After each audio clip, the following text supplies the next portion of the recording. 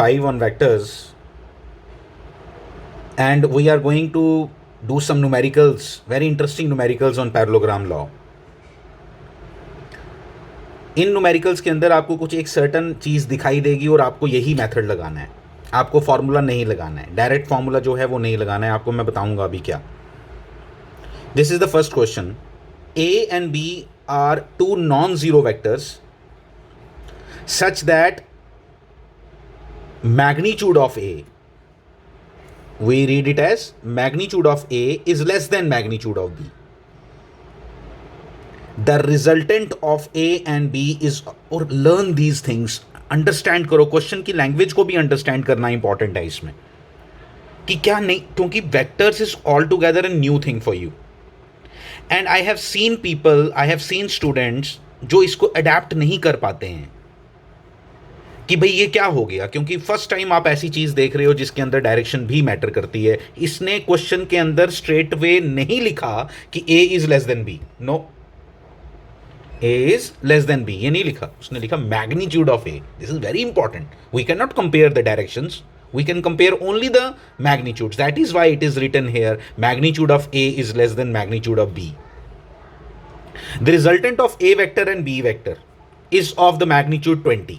उसका magnitude दिया, देखो कितना सीधा नहीं लिखा कि resultant of A and B is 20. No, magnitude is 20. The resultant of A and B, अगर वो लिखेगा 20 तो डायरेक्शन भी मेंशन करनी पड़ेगी. अब लिखिए आगे direction, magnitude of 20 and acts at 90 degree right angle to vector A. बस ये लाइन आपके लिए, इन आप एक चीज नोट करोगे, रिजल्टेंट इन 3 क्वेश्चंस मैंने करवाने हैं, तीनों में रिजल्टेंट 90 डिग्री एंगल बना रहा है छोटे वेक्टर के साथ. और कॉमन सेंस की बात है कि छोटे के साथ ही बनाएगा. मैं बताऊंगा आपको कॉमन सेंस क्यों है बाद में. The angle between vectors A and B is 150 degree. Find the magnitude of A and B. Let's इसको करने के लिए फिगर ड्रॉ करनी है आपको इसमें डायरेक्ट आपने नहीं लगाना है, क्या फॉर्मूला नहीं लगाना है, ठीक है. अभी मैं बताता हूं आपको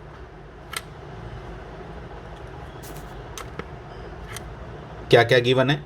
vector A is making an angle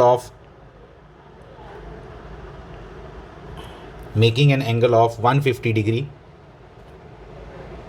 अब जो रिजल्टेंट होता है ना, वो अगर ये दोनों वेक्टर बराबर होते तो रिजल्टेंट बिल्कुल एंगल जो है वो बिल्कुल बाइसेक्ट करता, 75 होता. लेकिन अगर मैग्नीट्यूड जिसका बड़ा हो तो रिजल्टेंट उसकी तरफ होता है. कॉमन सेंस है, थोड़ी लगाना, आपको पता चल जाएगा. मतलब जो रिजल्टेंट आएगा वो मोर ऑफ इधर होगा, मतलब छोटा एंगल बड़े वाले के साथ बनाएगा और बड़ा एंगल इसके साथ बनाएगा. तो कॉमन सेंस वाली बात है, 90 डिग्री अगर ये एंगल बनाएगा तो छोटे के साथ ही बनाएगा. अब आप खुद सोचोगे. तो मैंने इसका ये बनाई फिगर, आप अच्छे से बनाओगे. यहाँ थोड़ी अच्छी नहीं बनती है मेरे से, ठीक है, लेकिन आप बहुत अच्छे से बनाना.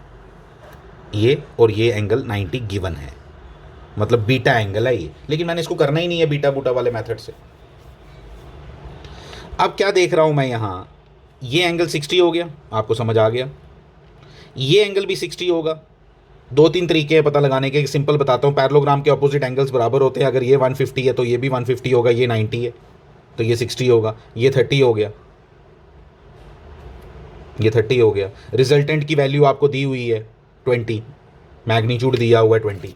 से magnitude, make it a habit, magnitude is 20. अब मैं बड़े आराम से ट्रिग्नोमेट्रिक रेशियोज लगाऊंगा. मैं लगा रहा हूं. Perpendicular upon base. परपेंडिकुलर कौन सा है, येलो वाला या रेड वाला? मैंने बताया था आपको, ये भी बताया था.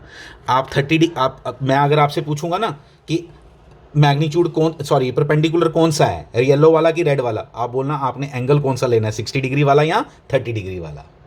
अगर मैं 30 डिग्री एंगल चूज करता हूं तो परपेंडिकुलर उसके सामने वाला, येलो वाला, तो मैं वही ले रहा हूं. तो इसलिए, और 60 लूंगा तो ये वाला perpendicular angle. Right angle triangle में जो एंगल गिवन हो, जो एंगल आप लेना चाहते हो, उसके सामने वाली साइड को परपेंडिकुलर बोलते हैं. Mind it, these are the very very important concept जो गलती होती है स्टूडेंट से. tan 30, tan लगाया मैंने यहां, परपेंडिकुलर अपॉन बेस, परपेंडिकुलर 20 है, बेस a, ये वेक्टर a है ना यहाँ वाला, ठीक है. तो ये हो गया खत्म. a इक्वल टू क्या आ गया, ए इक्वल टू आ गया 20/1/√3, ये 1/√3 होता है, तो 20√3, 20√3 ये उसका मैग्नीट्यूड आ गया ए का। जब ए निकल गया तो अब कोई बात बची ही नहीं।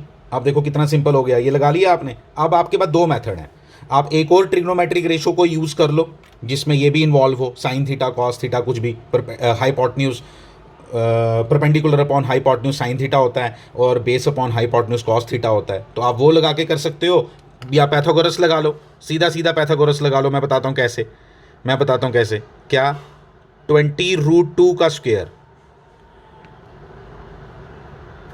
प्लस 20 का square is equal to this. ये क्या है? ये इसी का मैग्नीट्यूड है, ये b है, तो b स्क्वायर। खत्म हो गया क्वेश्चन। और b का आंसर फिर 40 आएगा, चेक कर लेना आप। क्यों आएगा 40 बता ही देता हूं आपको। इसका जब आप स्क्वायर करोगे तो कितना बनेगा? 400 इंटू 3 बनेगा। कितना बनेगा? 400√3। तो सॉरी √3 नहीं, 3, 400 इंटू 3 यानी कि 1200 हो गया। इसका स्क्वायर 1200 हो गया, ये 400, 1200 प्लस 400 1600, 1600 का जब रूट लिया तो 40। तो मैंने दोनों का मैग्नीट्यूड निकालिए, यही मेरा क्वेश्चन था, और कुछ भी पूछा भी नहीं है, और कुछ बचा ही नहीं फाइंड करने के लिए, क्या पूछेगा। चलो आ जाओ आगे।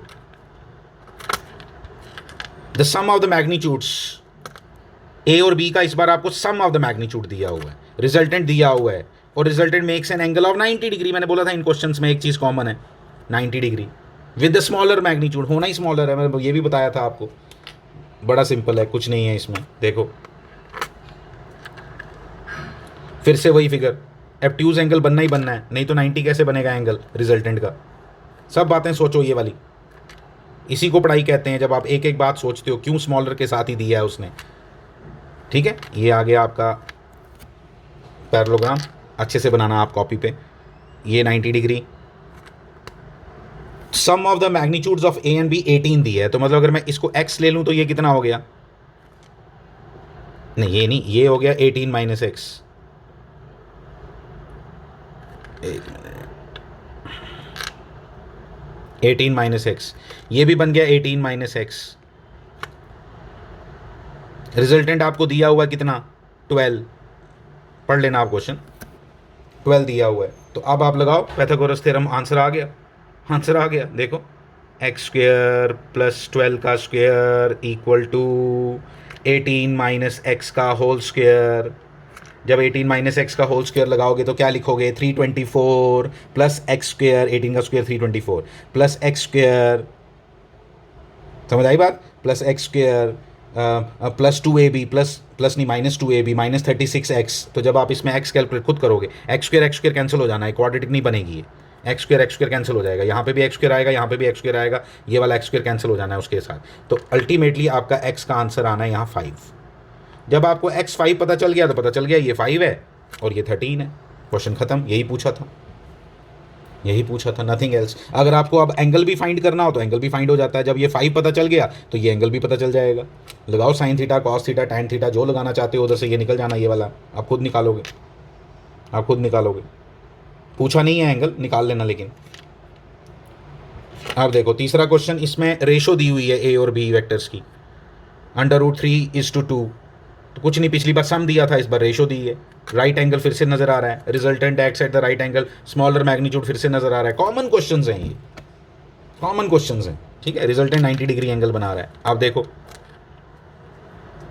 क्या करेंगे इसमें, कुछ नहीं करना है, ये आप खुद करने वाले हो, मैं कुछ नहीं बताऊंगा इसमें। ये फिर से आपने बनाई ट्राइंगल जैसे बनाई आपने, तो आपको रिजल्टेंट भी 90 डिग्री पे बनाना है, खड़ा करना है इधर, ये ऐसे। फिर ये कितना है? √3x, 2x क्यों नहीं, ये छोटा लेना है। √3 1.732 होता है, ये 2x, ये भी 2x, पैरेललोग्राम की ऑपोजिट साइड्स। कुछ नहीं, और क्या करना है अब? सब कुछ तो दिया है, मैग्नीट्यूड दिया है, कुछ दिया है और ना, कुछ नहीं दिया, चाहिए भी नहीं हमें चाहिए भी नहीं। आप ये निकाल लेना, रिजल्टेंट x आएगा। मैंने की है अभी प्रॉब्लम्स, इसलिए मुझे याद है। ये x आएगा, जब आप पाइथागोरस लगाओगे ना तो ये x आएगा। एक्स आ गया एक बार, तो अब आप कोई भी साइन थीटा कॉस थीटा लगाओ, आपको सारे एंगल निकल जाएंगे, एंगल ही निकालना है ना आपने। तो ये एक्स जब आपको पता चल गया, तो आपको पता चल गया tan theta is equal to perpendicular upon base, यानी कि कितना 1/√3, 1/√3, तो ये कितना हो गया 30 डिग्री, क्योंकि आपने इसको परपेंडिकुलर माना, तो आपने जो एंगल निकाला वो उसके सामने वाला ही निकाला। ध्यान दो, ये 60 हो गया, ये 90 पहले से है, तो ये 150 हो गया, तो ये एंगल 150 हो गया। मुझे angle between the two vectors निकालना है, तो 150 नज़र आ गया। आपको आना चाहिए ये क्वेश्चन खुद से, क्योंकि हमने जो तीनों क्वेश्चन किए हैं ये तीनों एक तरह के क्वेश्चंस थे, तीनों की वैरायटी डिफरेंट डिफरेंट थी, लेकिन इसमें कॉन्सेप्ट एक ही था कि हमें क्या सिखाया गया कि कभी अगर रिजल्टेंट 90 डिग्री पे दिया हो तो you need not use the formulas what we learned in the derivation of parallelogram law. There r was equal to under root of a square plus b square plus twice ab cos theta, and tan beta is equal to q sin theta upon p plus q cos theta। वो वाले formula लगाने के बिना हमने इसको easy method से कर लिया। इजी सीखना बहुत इंपॉर्टेंट है, क्योंकि कॉम्पिटिटिव में जल्दी आंसर निकालना भी एक इशू रहता है। Thank you very much.